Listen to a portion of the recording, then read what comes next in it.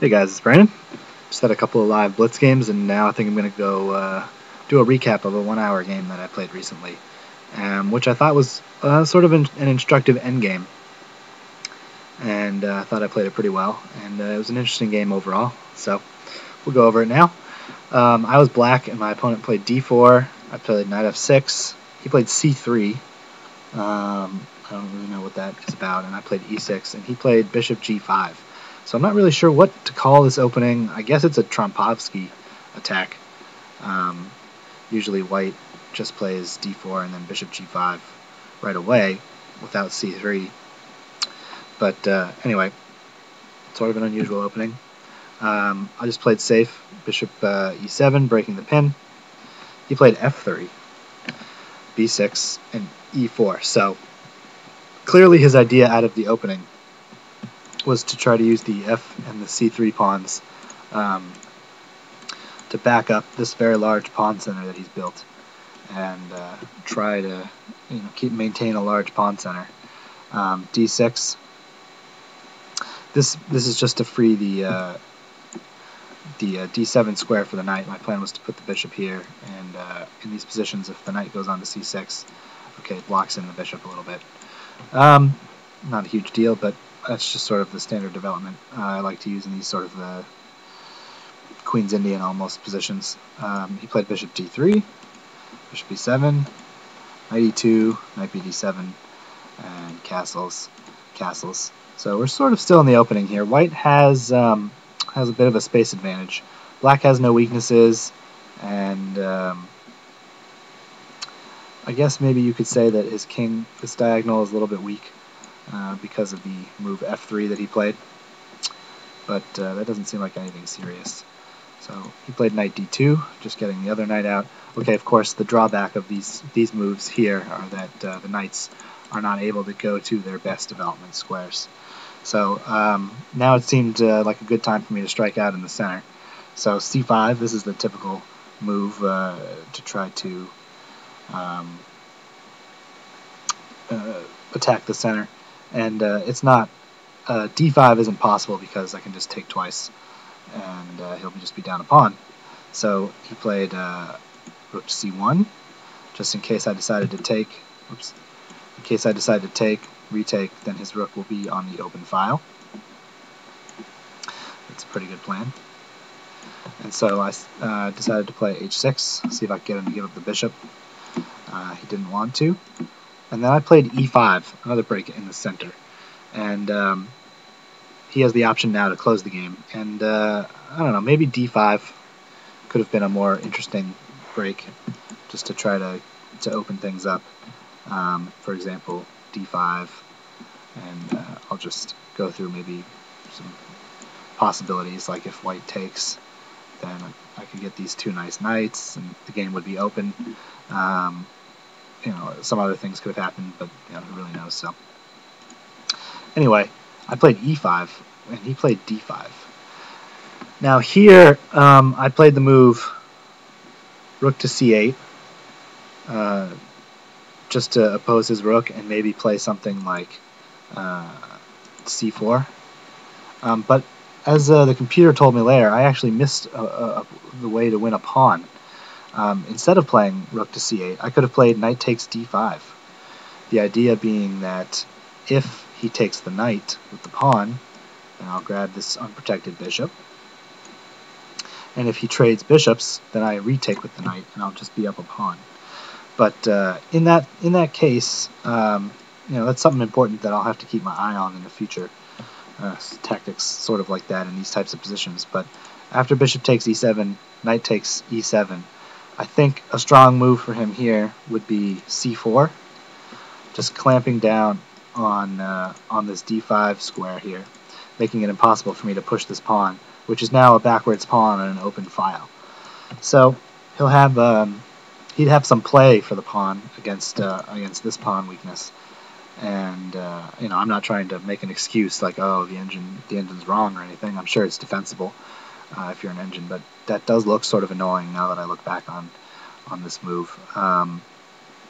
Obviously, if he doesn't play c4, like if he just, for example, plays king to h1, then I can get the move d5 in, get rid of this pawn weakness, solidify everything, and just be up a solid pawn for no compensation.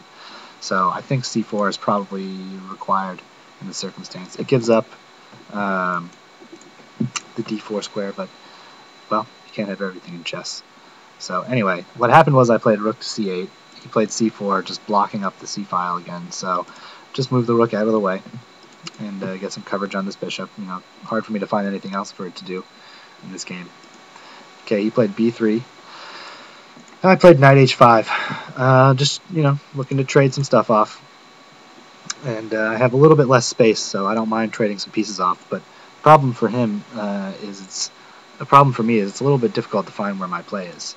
So I just decided to try to get some queenside play, and maybe threaten at some point knight to f4.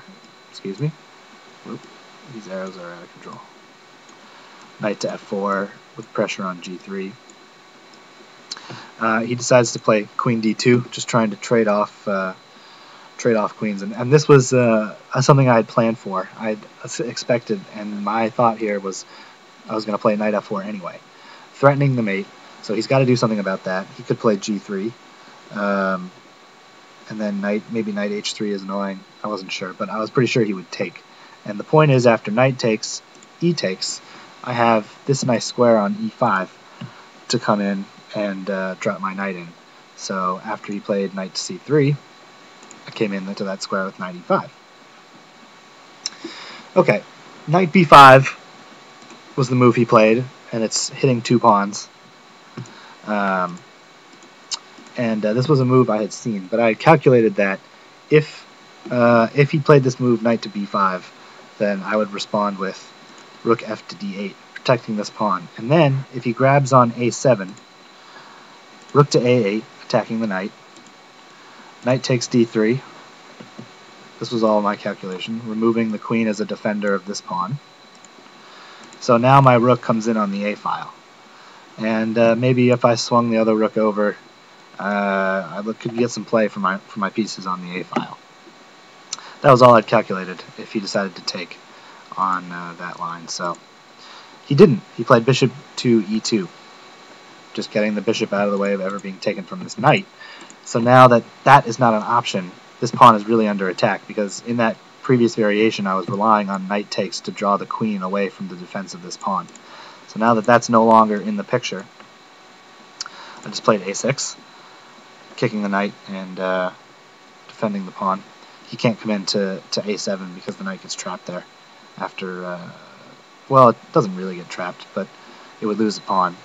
If he came back to c6, then the knight and the bishop are both hitting c6. So he just goes back to c3.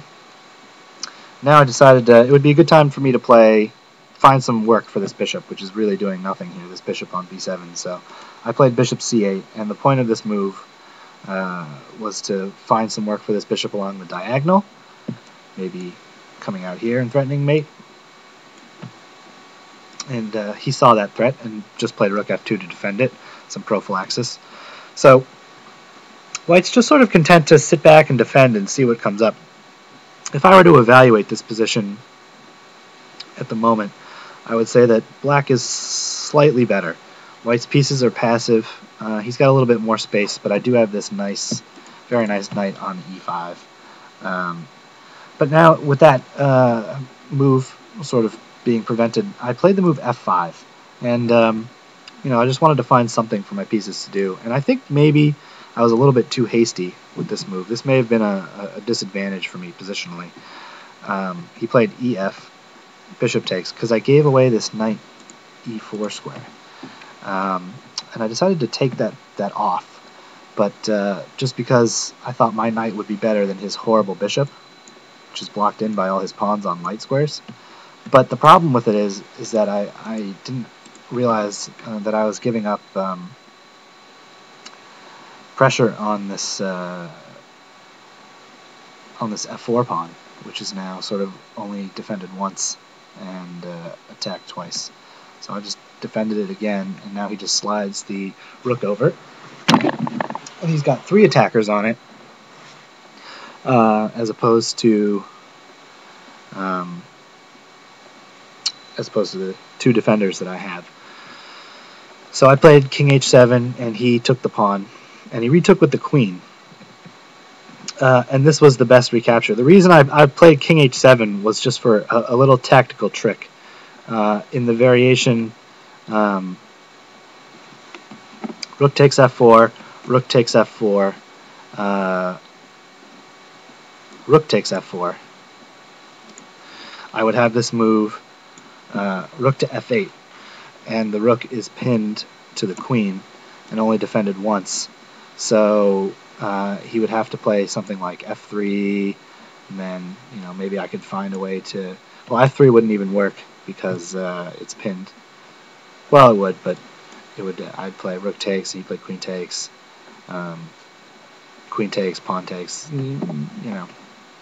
Could have been a little bit of compensation for that lost pawn, but the point is, if I had done that without the move king h7, if the king was on g8 in this position, he just plays rook takes rook check, and even though it's pinned to the queen, it's a check, so I have to deal with that, and then he can take the queen.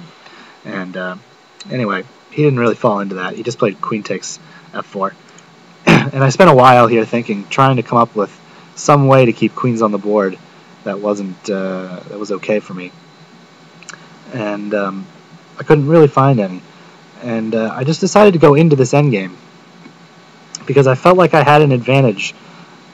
I felt like I had chances in this endgame. The reason for that is I have the much better minor piece in this endgame. His bishop is just really severely restricted by all of these pawns. It's really got almost nowhere and nothing to do. Meanwhile, my knight is on e5.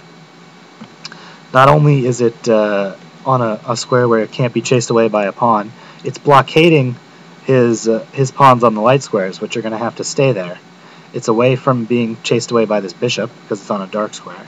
And in addition, it's preventing the rook from coming into f7, which would be for him to get his rook along the 7th rank. And the pawn here is stopping the rook from coming down to the 6th rank and trying to grab some of these weak pawns here. So I thought if I broke the position open, which I did now with b5, that I would have some chances to get my pawn back and possibly even win the endgame. So he played c takes, a takes, now c4. I've just got to open stuff up. And now I'm attacking this weak pawn, which he has no way to hold on to. So I ended up getting my pawn back pretty much immediately. And in this position, he can't take this pawn with the bishop, because if bishop takes, then I have the simple move, rook to a4, pinning the bishop to the king, and it's attacked twice. So that would just lose a piece for him. So instead of bishop taking there, he played bishop to a3. Now, again, I'm not interested in taking off this bishop, because that would just give him a strong pawn center, and my advantage in the position, which is this knight, which is protecting this passed pawn, would just evaporate in an instant. So just getting some counterplay there on the king side, even though I was down a pawn for a minute, by virtue of the fact that I have this awesome knight which is keeping this light square blockade, and his terrible bishop has allowed me a lot of counterplay here. So I played the move rook to a4, king to c3. I was just sort of moving around a little bit here, looking for a plan. Rook to a8, trying to swing the rook in behind the pawn. He played bishop to e2. Now I'm trying to get the king out. He played the rook back. Rook to b8 check. Okay, rook's coming in. My idea here was rook to e3, which he missed. He played rook to b1, trying to trade rooks. So I got the move in rook to e3. He played king to d2, so I grabbed the pawn. Now I'm a pawn up, and I have this passed pawn. And now he had to be really careful here, but he wasn't. He played the move rook to b6, attacking this undefended pawn, which I have no way to defend. But he missed my threat in the position, which was a very simple c3 check. If the king grabs the pawn, which is the best option in this position, then he drops his bishop. let's just see what happens if he tries to hold on to the bishop, and then I just get the opportunity to push, and he can't stop the pawn because of the rook here coming here. Can't it's just going to be taken by the knight. Well, he could give up the exchange in order to stop the pawn. And if he tries something like this, then I have bishop, rook takes bishop check, king takes, and then queen. So really the only move is just to take the pawn and give up the bishop, which he did. So now I'm just up a piece, and one of these two pawns is going to fall. And he played rook takes d6 check, and just move the king over. Okay, he's trying maybe to get some play against these pawns in the back here. He doesn't have much to do. Check, and now he's going to try to push his only pawn. And at this point, I was just prepared to, as soon as he moved the pawn here, I was willing to just take it, sacrifice the knight, take it, and with a rook versus rook, and with my two connected pass pawns, should have been enough for me to win the game. But he made one mistake here. He played king to d4, and the game ended with a very nice knight fork. Knight takes c6 check, and he resigned. There was really nothing left for this game. So, in any case, I just thought it was an interesting endgame, and instructive for me, and for hopefully for some of you guys. When you're in a position, even if you're down a pawn, like I was in this particular endgame, there are ways that you can sort of create counterplay, especially if you've got the good knight versus the bad bishop in an endgame.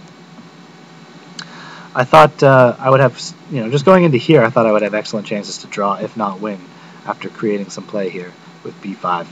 So, again, the thing that really led to my wins here was the fact that this bishop really had nothing to do, just bumping up against all of these pawns. So, after opening up the game,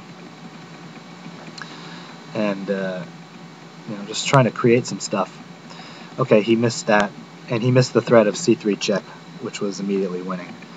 So, anyway, I hope that game was instructive for you guys, and I hope you enjoyed it, and we'll see you next time.